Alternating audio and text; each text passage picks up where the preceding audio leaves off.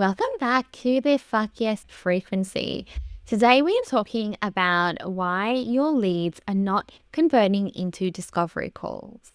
And I know that as we talk about this, there is this element of frustration because you have been showing up. You have been sliding into DMs. You've been going to networking events. You've been in the Facebook groups, doing all of it, every single thing that you had been told to do. And honestly, this is just really fucked up because you are pouring so much time, so much energy into something that feels like it's not working. Now, I have my thoughts on why this is in this day and age of business, but we'll talk about that shortly. The worst part, as all of this is happening, is that this continues, this lack of being able to get people onto your discovery calls, knowing that when you can talk to them, knowing that when you're in conversation, you convert really well. Like people come into your world, they probably stay in there. It's just like, just got to get them on the call. So when you are getting that continued, I guess, it's not even so much rejection. It's that ghosting. It's all this, again, it's the effort to results ratio. All of that is fueling this belief that your business is hard or that something is wrong with you. You'll have your own version of a belief the longer this goes on that this is fueling. Now, I want to tell you that there is absolutely nothing wrong with you. You are doing all of the quote unquote right things that do work for some certain businesses, particularly high volume funnels. And depending on what you are selling, and most of the women in my world are selling something very personalized. They're selling deep, intimate experiences, whether they are helping someone to grow their business or whether they are helping someone to heal or whether they are in someone's home, helping them organize and declutter. Whatever it is that they are selling, it is intimate. And so these cold outreach methods,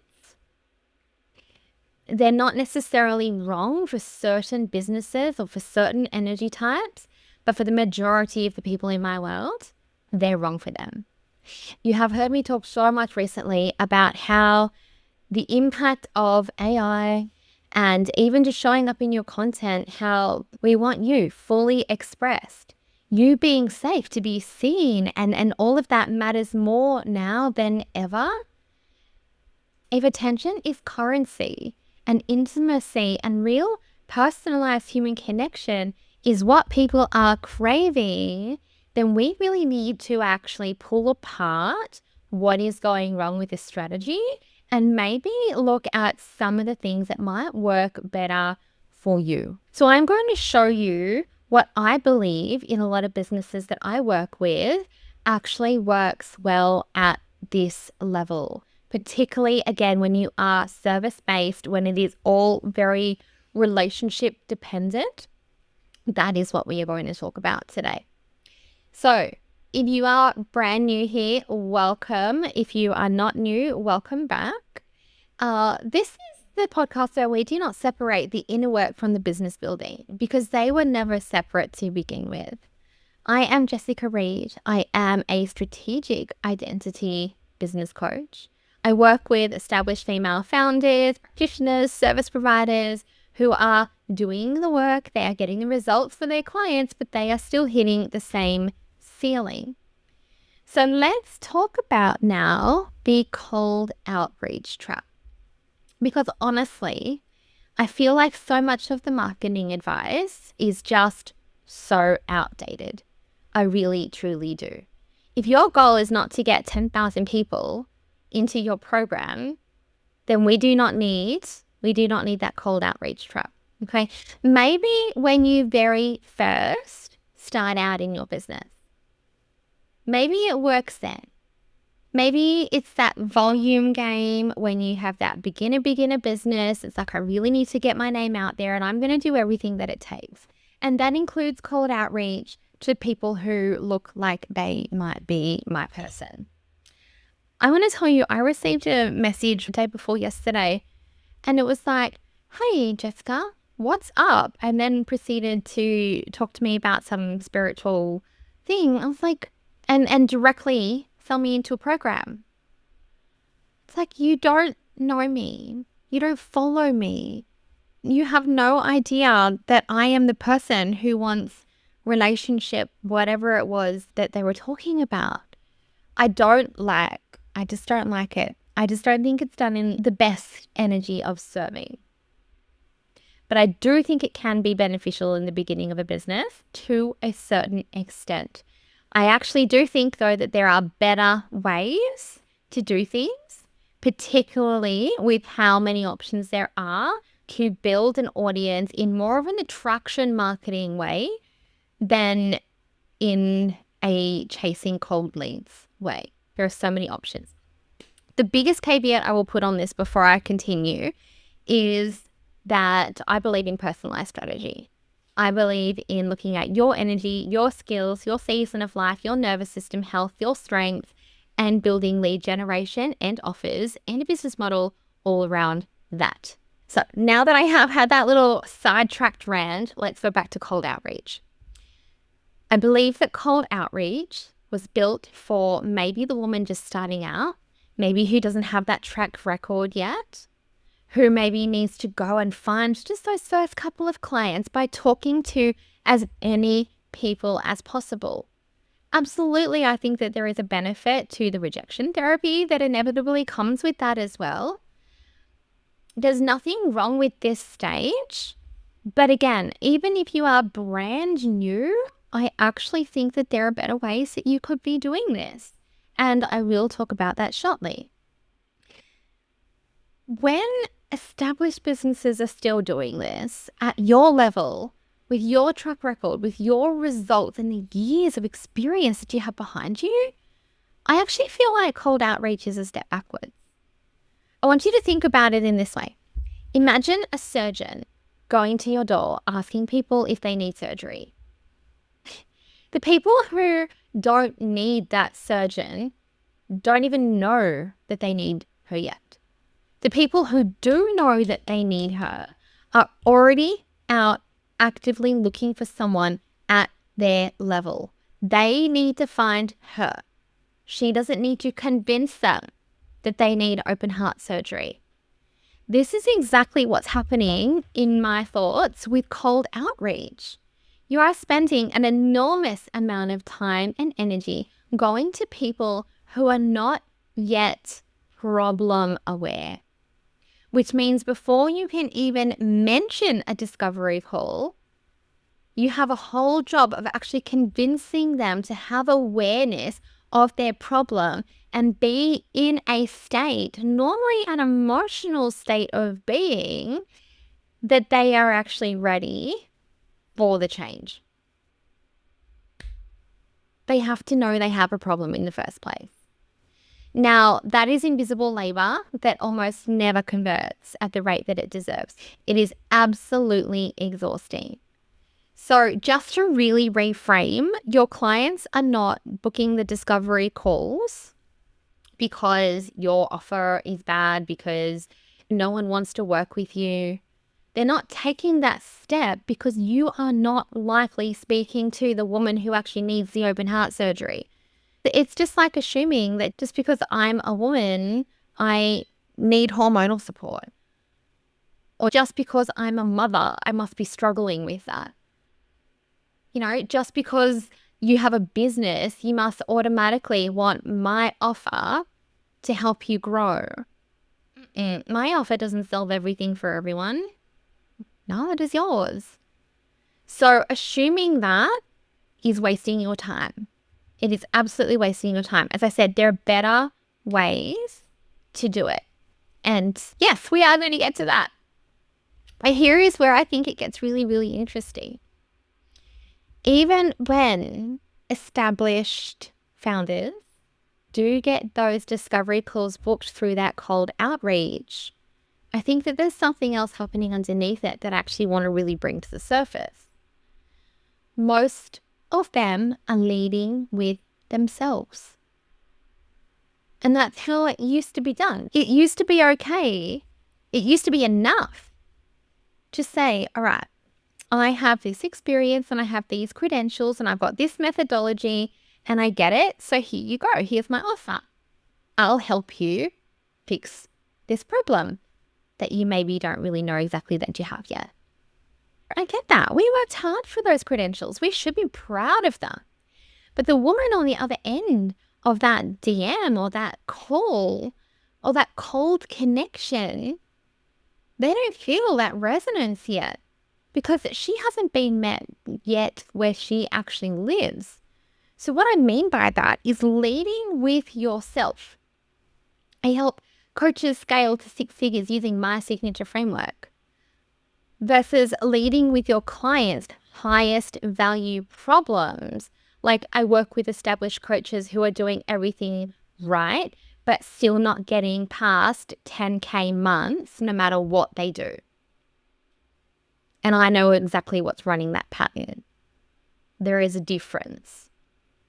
The second one calls out exactly the pain growth that that particular person with that audience has. So for me, for example, I know my audience. I deeply know what they're Googling at 2 a.m. I know when it comes to my offers and how I can help them, I know what the biggest leading problems are that my people are having. I also know what their biggest emotional desires are. I know what their highest value problems are. Like if we could get on a call and we could solve that one thing for you so that you could move forward, it's invaluable.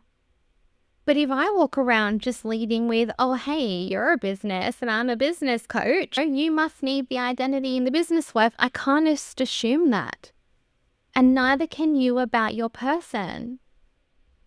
So the second version of what I just gave you, which honestly could still go so much more detailed, but the second version that I just gave you with the 10K month example, that is maybe a pain point that makes her stop and go, oh, okay, how does she know that about me?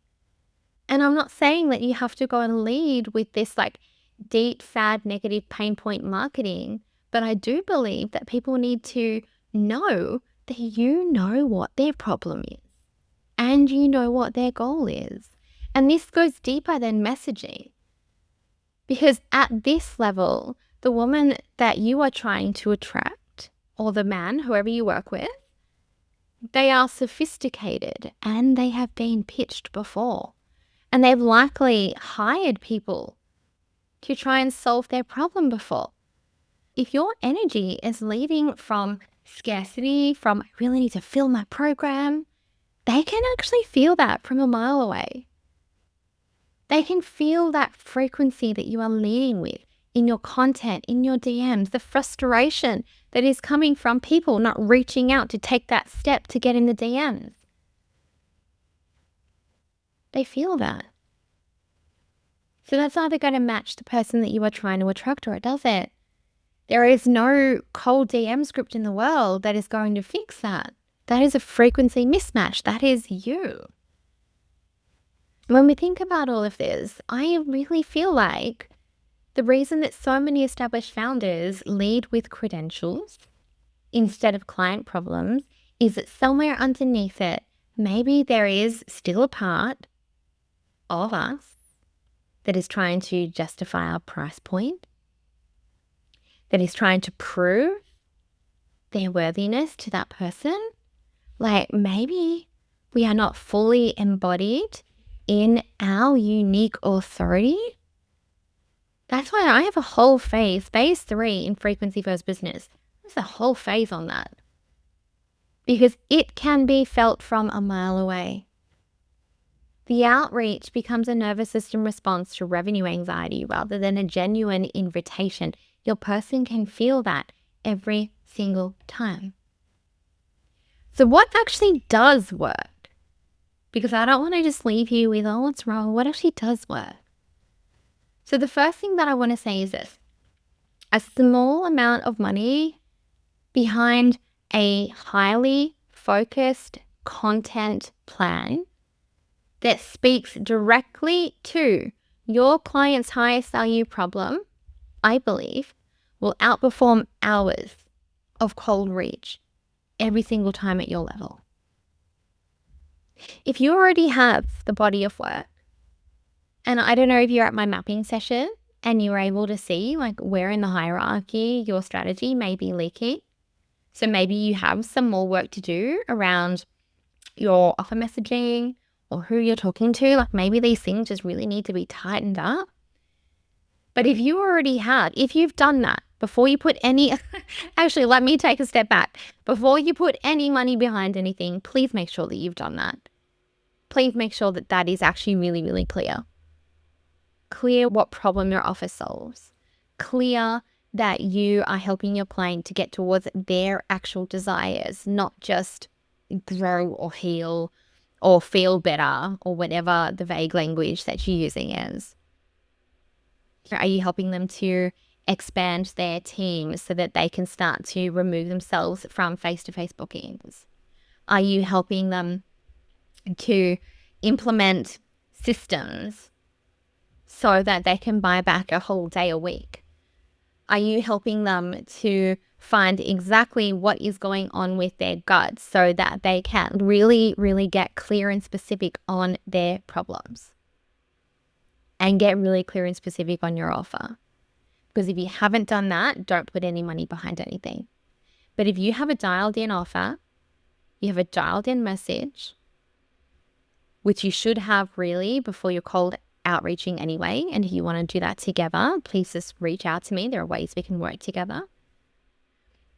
If you have that dialed in offer, that dialed in message, then again, a small amount of money behind a highly focused content. So maybe that's a lead magnet. Maybe that is live launching events. Live launching is not dead. In fact, for some energy types, it is exactly the most perfect way to get people in room with you. Maybe it's in-person information sessions where you are creating this really beautiful event for them. Like there are so many different ways, depending on who your client is, for you to say, hey, I know you, I understand you, I want to give you this quick win, but speak to people who are actually actively looking for you. Now, if you've done any kind of market research in your industry, then you are going to know exactly what people are Googling at 2 a.m. So why aren't you leading with that? Why are you leading with the vague, hey, this is me, and I help people to lose weight, or I help people to feel healthy, or I help people to know their purpose? Why are we leading with that vague shit where people are like, yeah, but I'm like really just struggling with this. I'm Googling at 2 o'clock in the morning, how the fuck do I grow my business without burning out? Or I'm Googling at 2 o'clock in the morning, why does every time I eat gluten, it makes me want to vomit? They are Googling very specific problems, and it's your job to know that. And a quick Claude deep dive report will give that to you these days, so it's not hard. So going in knowing exactly what your people are saying, what they're looking up, like what is those 2 o'clock thoughts? They're not thinking, oh, how do I grow my business? They're thinking, fuck, how do I tell my partner that I don't know what's coming in next month when he literally had to lend me some money 2 months ago to pay for a program that I invested in? How do I have that conversation? That's what they're thinking. Not, oh, how do I expand my consciousness and grow my business? And do you know what I mean? You see the difference? I'm sure you see the difference. I'm not giving very clear examples on this Monday morning, but I think you get it. You have a body of work, you have results, you have a track record. Your job is not to go and convince people that they need you. Your job is to do everything that you can to get in front of the people who are already looking. And maybe that is through outreach. Maybe that's through a lead connection, please. I actually don't know what the proper definition of attraction marketing is, But when I think of attraction marketing, I think of it versus chasing marketing. And so attraction marketing to me is exactly what I'm saying. It's you speaking to the people who are already Googling. And you also have so much SEO opportunity. Like attraction marketing is you being very clever about speaking to the people who are problem aware. Getting very clever about getting in front of those people. And with Instagram now, I forgot what the word is, but with the SEO being integrated through Instagram's captions, you have so much opportunity to be building this long-term evidence of being able to be found by the people who are actually looking. And if you want to speed up that process, then I want you to think about what could some kind of launch look like for you. What does a really dialed in lead magnet look like for you? What does an in-person event that promises to solve this thing, maybe it's low ticket, look like for you? What does that look like for you? And again, I like to build these based on, first of all, your strengths, but also where your client is at. So then, if your content is doing the problem awareness work for you before the discovery call even happens, by the time the right person is on a call with you, they should already feel like they know exactly who you are and why you are the one.